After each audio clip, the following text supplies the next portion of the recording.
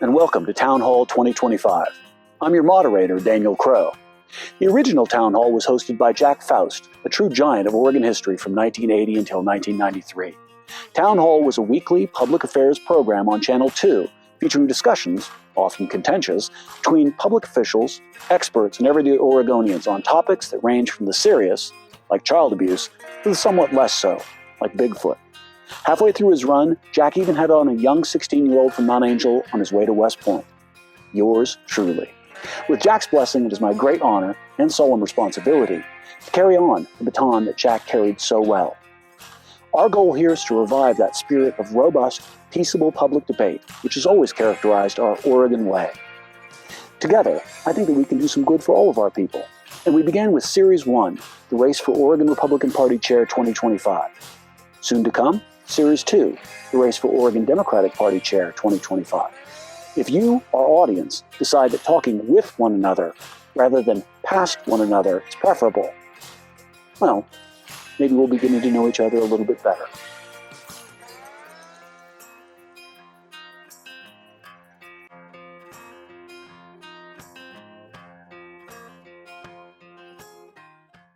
Welcome to a special episode of Town Hall Series 1, the race for Oregon Republican Party Chair 2025.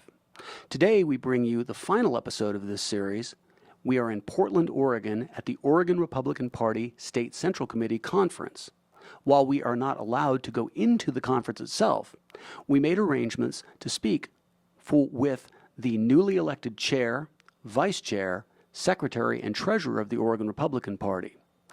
Interestingly enough, none of the incumbent officers in the Oregon Republican Party are running for re-election, so we are guaranteed of getting a new slate of leaders in the Oregon Republican Party for this day, February 22nd, 2025. The first segment that we're going to be presenting you is going to feature an interview with the three county party chairs, Danny Johnson from Baker County, who was the referee of Series 1, and the Baker County Republican Chair, Dave Brown, who is the Yamhill Republican County Chair, and Holly Morton, the Josephine County Chair. All three of these county chairs are going to share with us exactly what their experience today was and what they believe this implies for the future of Oregon Republicanism. Then we are going to be presenting an interview with the newly elected chair, vice chair, secretary, and treasurer of the Oregon Republican Party to give them an opportunity to speak directly to you about what they believe their mandate is and how they intend to deliver it to make Oregon Republicanism relevant again. I'm Daniel Crowe, and this is Town Hall 2025, Series 1, the race for Oregon Republican Party Chair.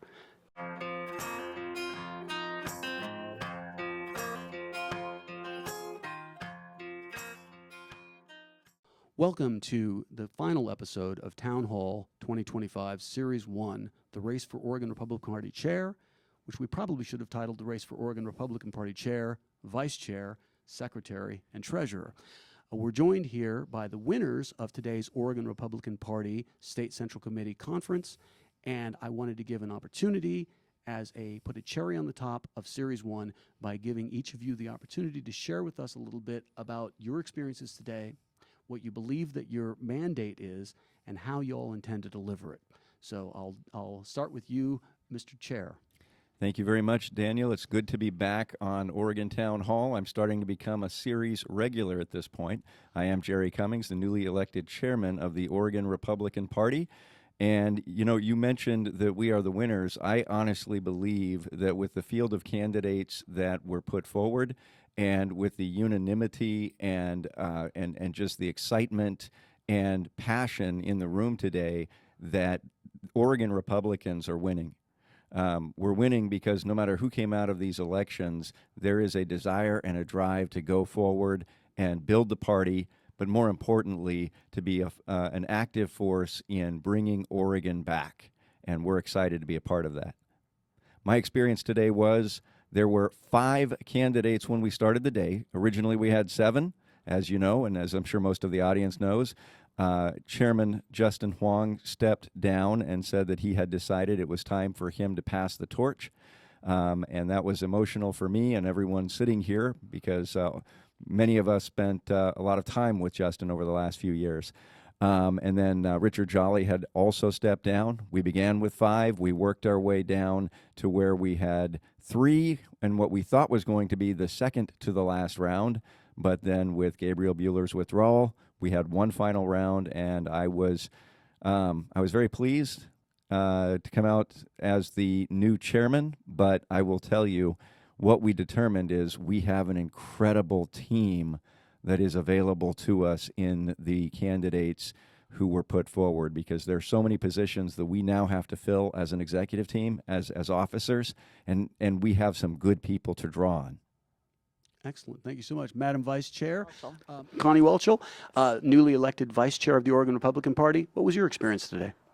It was great. It was nerve-wracking, as all campaigns are, but I was very blessed to have a lot of support from a lot of people, which made it so much easier. This is the first time I've really officially ran for anything since I was the Deschutes Republicans Vice Chair back in November 2022. I was nominated from the floor and really didn't have to do a whole bunch of official campaigning. So this was a new experience for me. As people who know me, I don't consider myself a politician. I'm a business professional with a background in projects, and I love bringing people together to achieve great things. And so I saw how my skill sets could be useful for that in the Republican Party at the county level and now at the state level. Now, today, I believe you only had one opponent when the voting actually began, and it's Lori Kimmel, and I think that she deserves a shout out. She's also from Deschutes County, which I believe is where you're from as well, isn't it?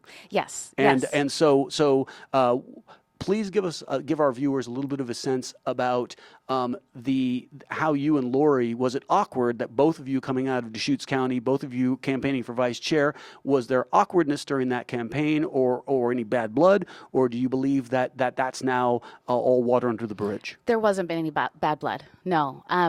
Lori has been a great asset to the party. She's done a lot for the party for many years, and she's logged in over 1,000 hours in the legislature. She has helped with so many campaigns for Republican candidates. She's done a lot of great work, and us in Deschutes County are thankful to have her helping out with the party and all that she does.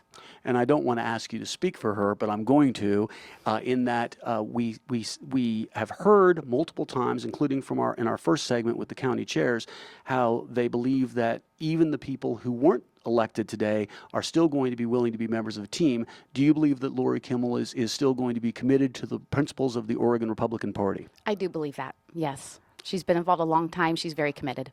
Excellent. Madam, we'll pass it over to Madam Secretary, and if you could tell us a little bit, and I think I was remiss, Mr. Chair, you're from Columbia County, you live in Columbia County, and so, Madam Secretary, congratulations, and if you can share a little bit about who you are, and you did not have much of a nail-biting election today. No, I did not. So my name is Cherie Brady, and I live in Douglas County. I've served on the Douglas County Republican Central Committee for about 5 years. For 4 of those, I've been the elected secretary. So serving as secretary isn't something new to me, and I'm just excited to use my administrative skills to help promote their vision for Oregon. They have a lot of strategy. They know what we need to do to win, and I'm going to help them share that message. That's excellent. And Mr. Treasurer will pass down to Mr. Treasurer. So, Mr. Treasurer, congratulations. Tell us a little bit about you and share with our viewers what your experience of the election. Again, not much of a nail biter today. No, I was feeling pretty confident about my chances, to be honest. But no, because I didn't have any competition today. But it's not that I didn't take it seriously. I mean, all of us basically barnstormed wherever we were asked to go. We went. And because I believe very strongly in getting out there and meeting the people and showing them that we care about them, because I'm a finance guy, but I'll tell you, it's the relationships that we have to build and maintain that make us a winning team. The money will flow from that. So my job is to give good financial advice, to be clear and concise, and make this subject, which can be technical, to be very understandable. And that's what I pledge to do for my friends here. We do like each other. I'm excited to work with these guys. But I'll also say I would have been excited to work with any of the people who had run today. They're all fantastic guys, and I believe that we'll find homes for those who want to help with us, because we've got a lot of work to do. It's just beginning. We're excited. And I'd like to follow up with the Secretary and the Treasurer candidate, because there's a lot of blocking and tackling that goes on in terms of your responsibilities. So share with our viewers a little bit about what the responsibilities of the Oregon Republican Party Treasurer are, and how your experience, and I ask your pardon if you already said it, but I don't think, Glenn Miller, that I heard you sharing with us where you're from. I'm from Washington County, and this is my third political organization to be a treasurer for, and I've also done a lot of nonprofit treasury work before that. So to me, this is not a new position. It is one of the more complex ones. As far as like what my role is, it's to give good advice. I'm the fiduciary officer, so I'm the one that they come after personally and legally if we do things wrong with the FEC, the federal, and with Orstar, which is the Secretary of State. So my job is to report to the stakeholders here, to the body, make it understandable, give them advice on where we are on the budget, which that's the next actual task, is to build next year's budget, get it passed. The executive committee will take it, and then it'll eventually land in the hands of the body, and we'll have another meeting and we'll adopt it. And at that point, then my job is to report on how well we're doing against those numbers. And hopefully, I don't just do treasury work. I mean, I'm an IT guy, right? I'm a project manager guy as well. So I'm just looking to plug in wherever he wants me to be. I'm there and contributing. But my main goal is to make sure that the finances are understandable, clear, and that we don't get in legal trouble. Thank you very much, Mr. Treasurer. Cherie Brady, I think that's, did I pronounce your name correctly? Cherie Brady from Douglas County. Much like Glenn Miller, the new Oregon Republican Party chair, the secretary job, like the treasurer, is not exactly the most glamorous job in the world. There's a lot of blocking and tackling that is involved in that job. How are you planning on addressing all these, making sure that all the pieces come together and all the information gets out in an efficient way?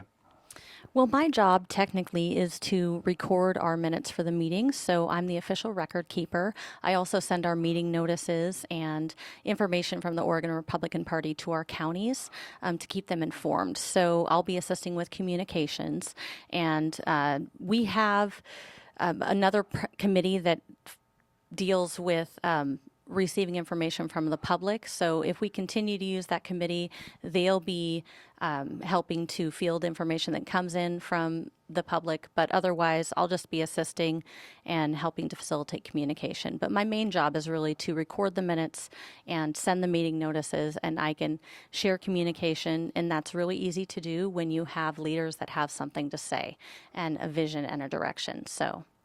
Now, does the Oregon Republican Party secretary have any responsibilities with respect to Oregon Republican Party candidates, or is the secretary's job that you were just elected for more oriented towards just communication about Oregon Republican Party business? No, it's primarily recording our meeting minutes, documenting the meetings, and providing those resources, making them available to the Central Committee so that they know what's happening, and sending the meeting notices. So that is the primary goal. If the chair desires me to participate in other communications, I'm available to him, or he might appoint another communications chair to do that. Now, I think Cherie Brady from Douglas County, I think that we've heard some observations before about, and we've seen in the past sometimes the Oregon Republican Party itself hasn't been together and cohesive, and that has on occasion in the past people have observed and included even the leadership of the Oregon Republican Party. So moving forward, we've heard from the county chairs that their perception was that the new leadership team is really prepared to be a cohesive unit. How do you think you're going to be able to support that, and do you agree with it? I definitely agree. I think we have a lot of positive energy. It was very obvious to me the way that the body voted that we have a lot of unity in the body and that we want to move forward in a positive direction. We're here to elect Republicans and support them, to elect Republicans that support the platform of the ORP, and to help non-affiliated voters, disenfranchised Democrats, and independent voters to understand that we have common values that we share, and help them understand how we can change the direction of Oregon by changing public policy. So we are definitely united, and I think we all like each other. Yeah. Thank you. So, Mr. Chair Cummings, brand new Chair Cummings, brand new Vice Chair Velchel, I'd like to now transition into a series of questions, or just having you share with us, with our audience, a little bit about what you think your mandate is from today, since you both ran contested elections. So the first thing I'd like you all to speak to is what you believe your mandate is, and then the second thing is how do you plan on achieving it? Well, I am excited to answer your questions, so I'm going to pass the microphone. No, I'm just kidding. I'll give Connie a moment to prepare what she wants to say. So I essentially ran on three things. One is unifying the party. And I believe that we saw that in a very great way in the Central Committee today. It is true that there will always be within the Republican landscape, there will be different points of view. There will be different people with different thoughts and feelings and more passionate about certain issues than other issues, and even some contention on where we see certain issues and what are most important in front of us today. But what I saw in the room today was a group of leaders from all across Oregon, across the spectrum of Republican points of view, coming together, making decisions together, and doing it in a way that was orderly, in a way that was friendly, and they say about hockey sometimes you go to a fight and a hockey game breaks out. Sometimes it seems like I've seen Central Committee meetings like that I'm not necessarily saying where, but just in my time in politics. Today what I saw was a group of people who are just ready to work together. And the second part of my if you will, my campaign pledges, in addition to working to unify the party, was that I was running on a campaign that we were going to be unified because we have a fight in front of us, but our fight is not with each other. Our fight is for the hearts and minds of Oregonians. Our fight is with those in the Democratic Party, the opposition party, who we believe have the wrong vision for Oregon, yet they are the ones who are currently holding, if you will, the keys to the kingdom. And we simply don't believe it should be a kingdom. We want to get those keys wrested from their hands so we can give them back to the people who should be holding the keys to the kingdom. We have a fight, and it's going to be a long uphill fight. We are outnumbered over 272,000 voter registration or registered voters by Democrats in the statewide as of this month. And I believe that we have a lot of work to do. I also believe that if we're going to be able to change the direction of Oregon, we need to do outreach. There are more non-affiliated voters than there are Republicans or Democrats. There are a lot of smaller third parties where there are voters who agree with us on some of these issues, such as the state of the economy, the direction of our governance, and the fact that we need to fire the people in charge and put new leadership running the state. And if we agree on those things, we can at least agree to get these people fired and get new leadership in. I believe that we can do outreach to the non-affiliated voters and those third-party contingents. And I would say that the third part then of my campaign pledges was that I'm going to work with our caucus leadership in the House of Representatives, the State House of Representatives, and in the State Senate to put together a plan whereby we will selectively target winnable races in contestable districts where we can find what we would consider to be a candidate that is weak on the other side, the Democratic side, our opposition party, and where we have a likable candidate who we believe is strong on the Republican side, and focusing on selectively targeting races where we can win and sending lots of resources there so that we can continue to make gains each cycle. And by the time we get to 2030 and redistricting, we intend to have one, if not both, preferably both, of the houses with Republican leadership. Interesting and bold strategy. Madam Vice Chair Welchel, I know this is your first day on the job, but agree or disagree with your chair's assessment, and what did you take away today as your mandate, and how do you plan on achieving it? I 100% agree with Jerry. So for my mandate, I'm extremely passionate about getting out the vote. So the last year plus, the Oregon Republican Party have put in some really great infrastructure, and we built a really great ground game for Get Out the Vote. I was appointed as the Get Out the Vote chair in September of 2023 for the ORP, and we put together a whole bunch of resources, technology, a program essentially to get out that vote. And so the mandate is we want to continue to build on that. We built that now. Now it's time to really disseminate it, get it out there, make sure all the county parties are equipped and empowered to get out that vote. So that's where my main focus is. In addition to that, I would say we also are wanting to support transparent and secure elections as well in Oregon. So Oregon is number 48 when it comes to election security based on how our laws are written per the Heritage Foundation. We want to make sure that we can try to affect some positive change when it comes to that as well. So I know there's legislation being figured out right now in the session right now with some of our Republican legislators. We're excited to see those go through. Hopefully other people in Oregon will engage with the legislature and submit testimony for that as well. Excellent. Glenn Miller, we've heard a little bit about a strategy that the chair and the vice chair have articulated and their understanding of what their mandate is. As our viewers are already, most of our viewers are already well aware, the fundraising paradigm for Oregon politics is going to fundamentally change on January 1st, 2027, I believe. Do you anticipate that's going to result in some significant changes in the financial environment in which Oregon Republicans have to compete? And do you believe that, when do you believe that planning for that changeover should begin? Well, planning begins now, actually.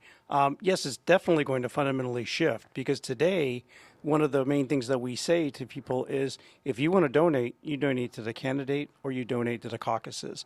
That's going to be redirected to us. So we're going to have more money coming in, and it's up to us to work strategically with the candidates and the caucuses to execute the mission of getting elected Republicans.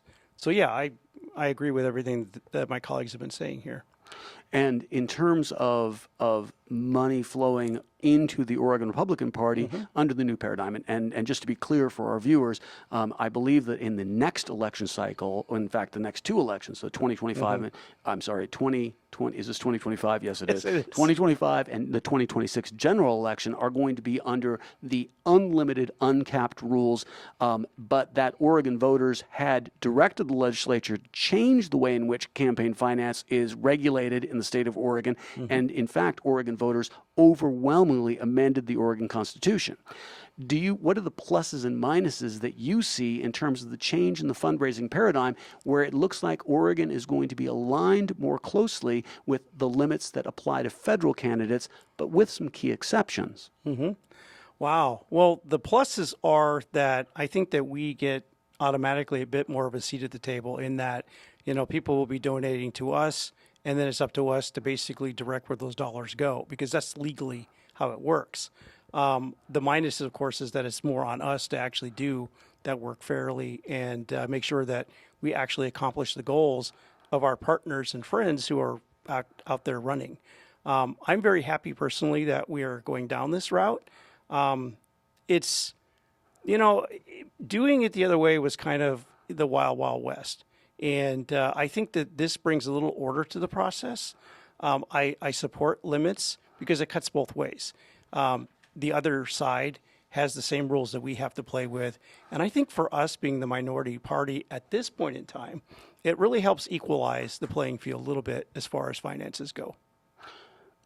So one of the things I notice is we've got Douglas County, we've got a leader from Douglas County, we've got a leader from Columbia County, we've got a leader from Deschutes County, we've got a leader from Washington County, which really represents a lot of the regional diversity of Oregon.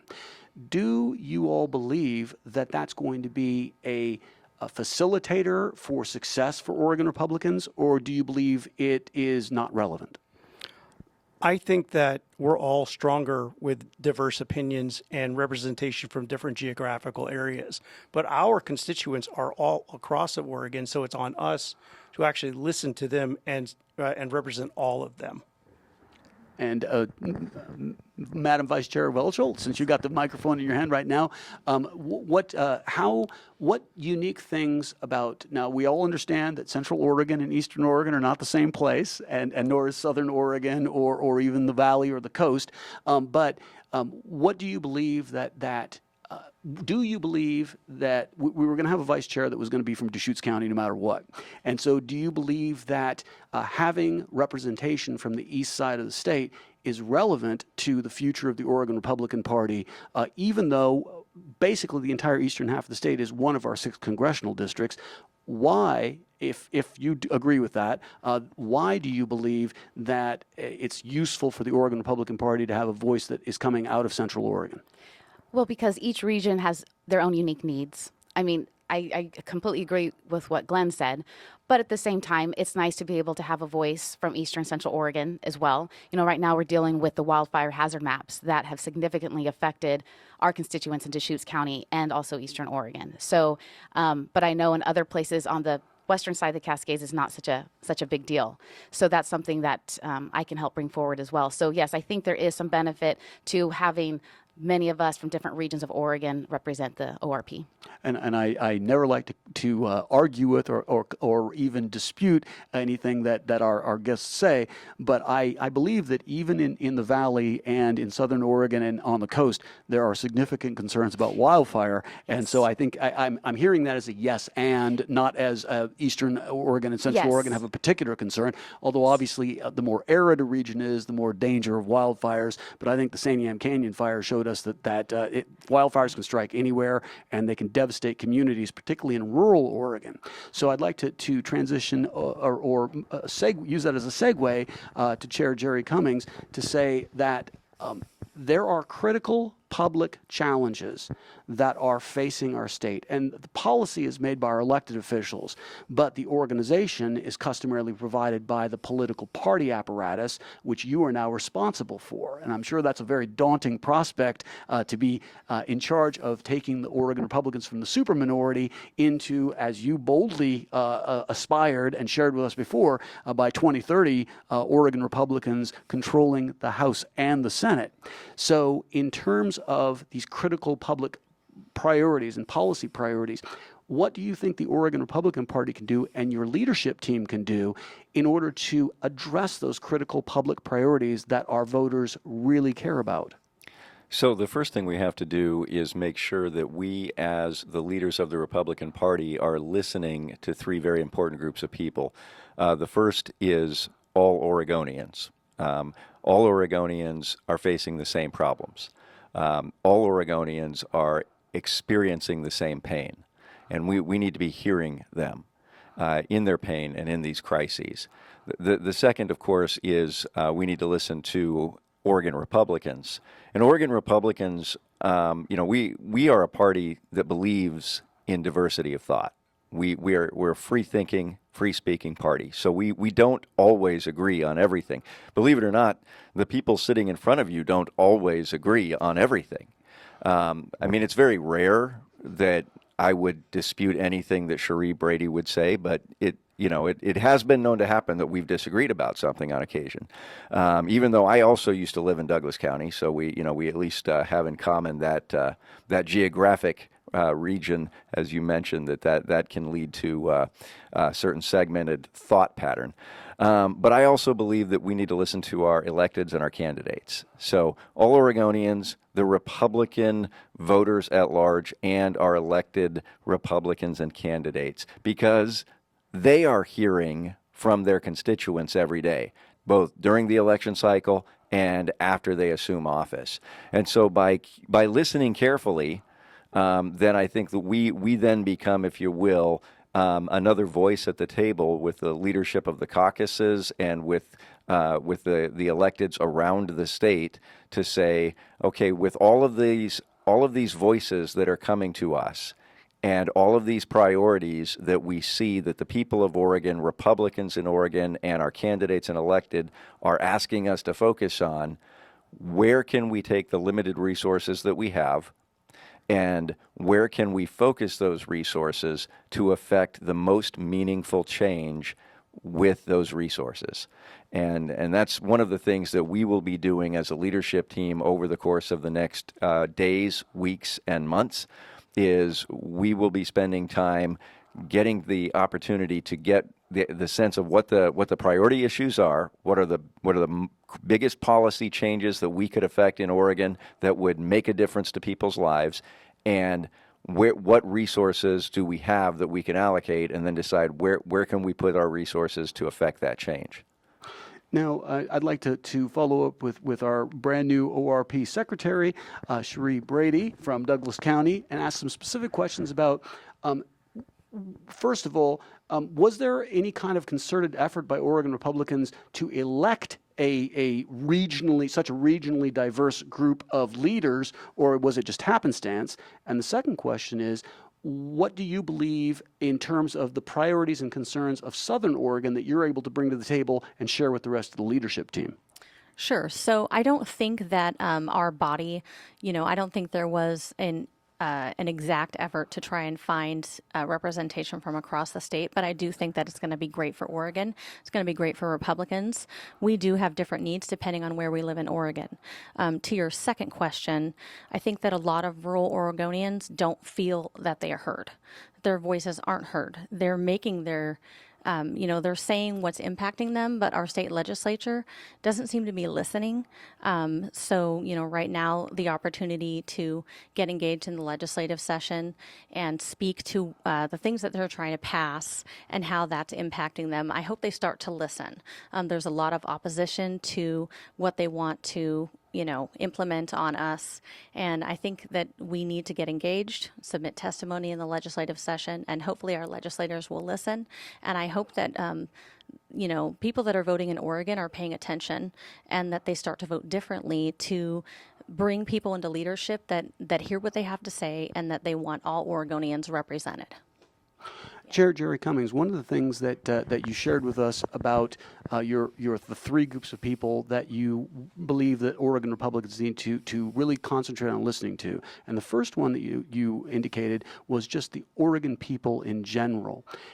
What would you say to all Oregonians in terms of what's going to be different about Oregon Republicanism moving forward on your watch and the watch of your leadership team?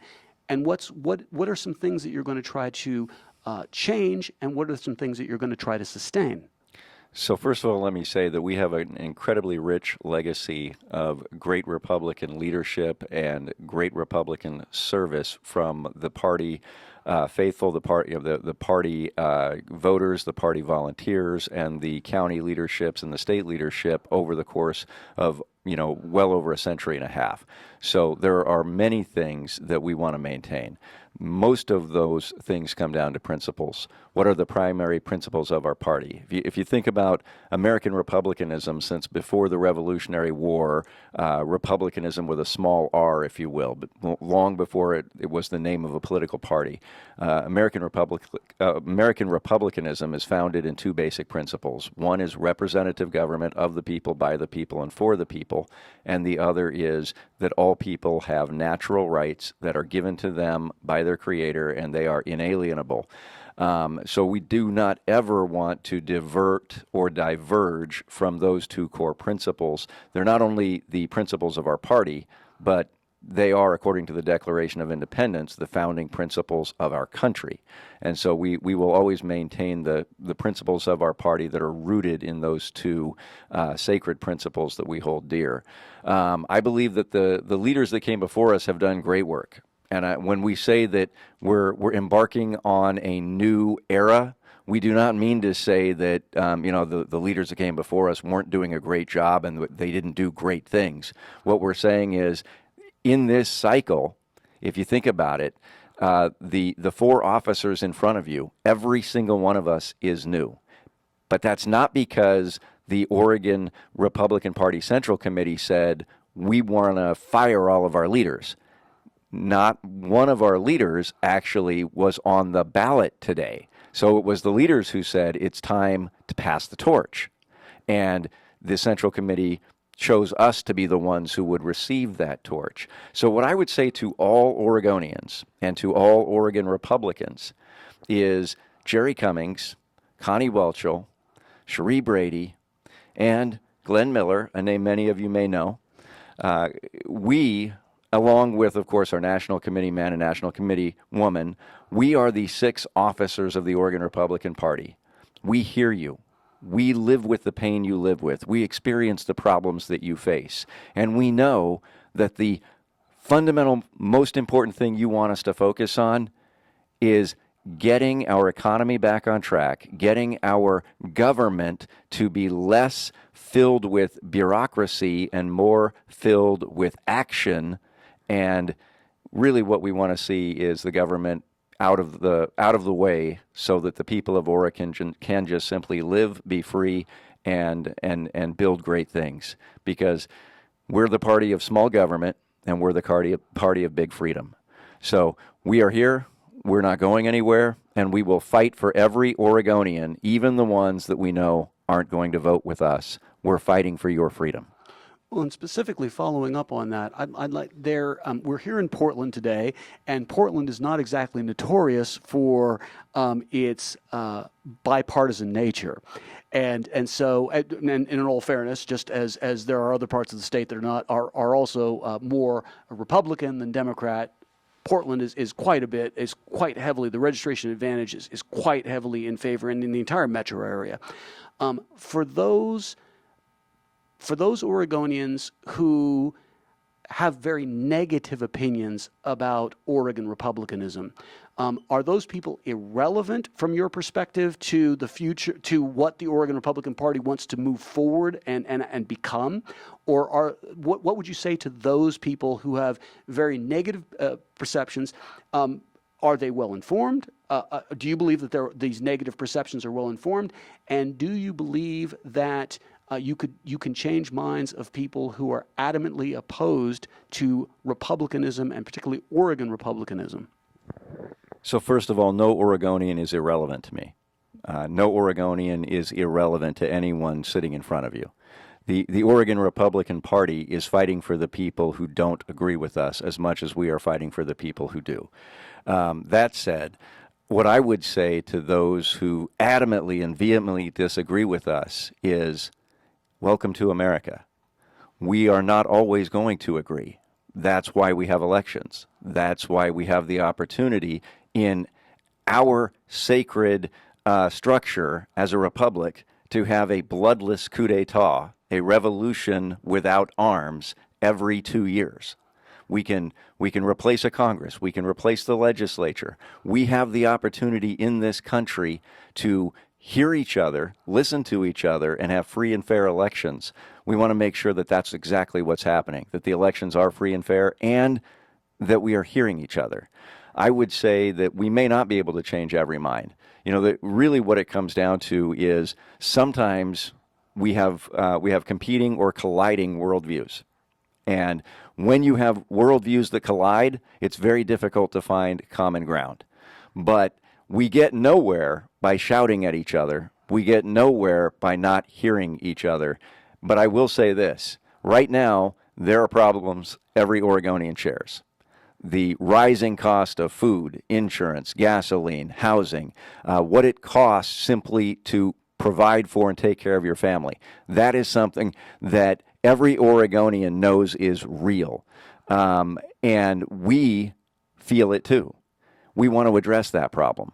There are problems that every Oregonian knows are real in the terms of there is so much government bureaucracy and red tape that it is difficult for contractors and developers to say, we want to provide housing in an area where there's lots of urban growth. But it takes years and millions of dollars just to get from purchasing land, you've already paid for it, through the permitting process and the approval process to begin actually buying materials to start building. That means that affordable housing is not made available. That means that those who are looking for a place to live have to continue to see prices go up as there's a greater need, there's greater demand in the marketplace, but there are not more homes to choose from. We don't believe that it should be that way. Now, we're not saying there should be absolutely no regulations and you should be able to build unsafe facilities and, and build a building that's going to collapse on top of a freeway. We're saying it is right now we are overregulated, and we need to get inside those bureaucracies and inside those regulations and begin thinning the herd to see what is really actually keeping people safe and what is just preventing growth. Thank you very much, Mr. Chair. Madam Vice Chair, I'm not going to let you leave yet, though. One of the things I would like to follow up with you, Connie Welchel, sorry, I apologize, is if my understanding of the Oregon Republican Party bylaws is correct, then one of the responsibilities of the Vice Chair is to act when the chair isn't available, to then act as chair. So in that capacity, I would be remiss if I did not give you the opportunity to do so on behalf of all of your team here, in terms of expressing any sentiments that you have for the people who attended today. I believe there were 128 voting members. I'm not sure exactly how many people were here totally, but they came from literally from all across the state to come here over a weekend, and I think that Chair Cummings referenced that. So I'd like to close this segment with just giving you all an opportunity to express what all these people coming together to engage in this conference, and which resulted in your elevation. I'd like to give you a chance to share your sentiments about what that means to you and your team. Well, I think I speak for everyone. We very much appreciate their vote of confidence in us. They also see how we want to grow the party. They agree with how we want to grow the party. And to what you were speaking about earlier about Democrats, yes, like Jerry said, they absolutely matter. And it's interesting because, Tulsi Gabbard, RFK Jr., Joe Rogan, they've all been coming over to our side. They see it's just common sense. And I think I'm looking forward to working on our messaging as well to those Democrats, to the non-affiliated voters. I think we'll be able to get our message out more clear, especially as time goes on, about how well our policies are and how they are better than the other policies that we're living under right now here in Oregon, and how we're at the bottom of the list compared to many other states in this country with education and business friendliness with taxes, all of that stuff. So everyone coming here today, as he's talked about too, we are unified. And, the chair and vice chair before us, they built the foundation for us today. And so now we get to, like he said, take on that torch and continue to evolve our party, and continue to evolve our message to Oregonians. And we are excited that President Trump is in D.C. and a Republican Congress. And I think as time goes on, more and more people will see how their policies are going to positively affect Oregonians at some point, which hopefully that trickles down here to us, and that's what we're here to help do. And if you're willing to discuss, I had sent an email out to all of the chair candidates, to both of the vice chair candidates, and to Ms. Brady and to Mr. Miller, inviting you to participate in this kind of synopsis of this entire campaign. And so we regret that we didn't have time to film episodes for all of you, but you made a very, when you responded to my email, you made what I considered to be an extremely complimentary comment about all of the chair candidates, and a very self-deprecating comment about why you were glad about not running. I'd love to end this segment with you sharing that with our audience. Oh, okay. So after watching the interviews, and Jerry did a masterful job also with the interview that you gave to the chairs, I had emailed you in response to your interview request saying, okay, I'm really glad now I didn't run for chair, because your interview was scary, although also very good, very good. So as I mentioned in the beginning of this interview, I don't consider myself a politician. I coordinate projects. I bring people together. We get results. And I wanted to see more results coming from the political realm, not just the business realm. So that's why I'm here. So if people ask me political questions, I don't always know the answer, because my goal is focused on getting Republicans elected so then they can be in charge of putting good policy in place for us Oregonians. Oregon Republican Party, new Oregon Republican Party Chair Jerry Cummings, new Oregon Republican. Do you have anything more to share with us? That was the end of my segment, but I'm more than happy to give you the last word. As the very first person you interviewed for the new Oregon Town Hall, I'm just going to say you're not that scary.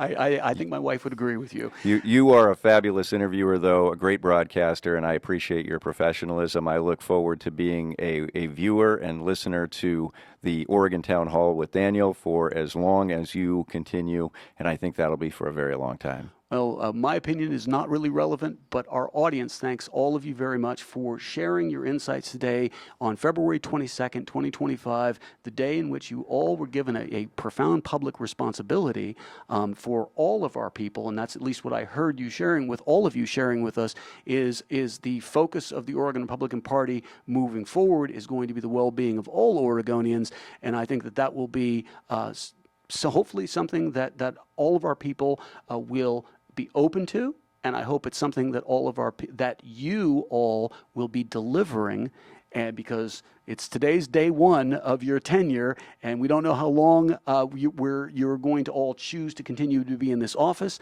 but I think our people are very much looking forward to seeing what the performance of the Oregon Republican Party going forward is in furthering the best interests of all of our people, because at the end of the day, that's why we have politics in the first place, or at least that's my opinion.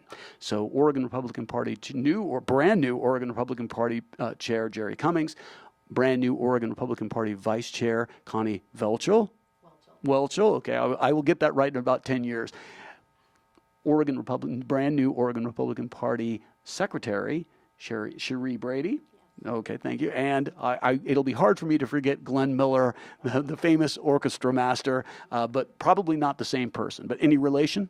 No, but I've often heard it said, so that's what happened to the body and whatnot. Or I just say, I've aged well. There you go. He'd probably be about 150 years old by now.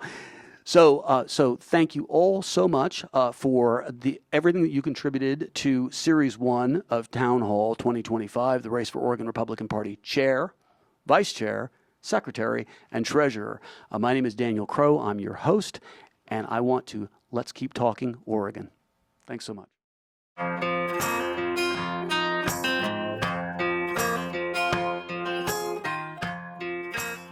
We here at Town Hall 2025 wonder if maybe Oregon doesn't need more politics, but clearer politics. And maybe, just like teenagers, our politicians could benefit from clearer boundaries that you set.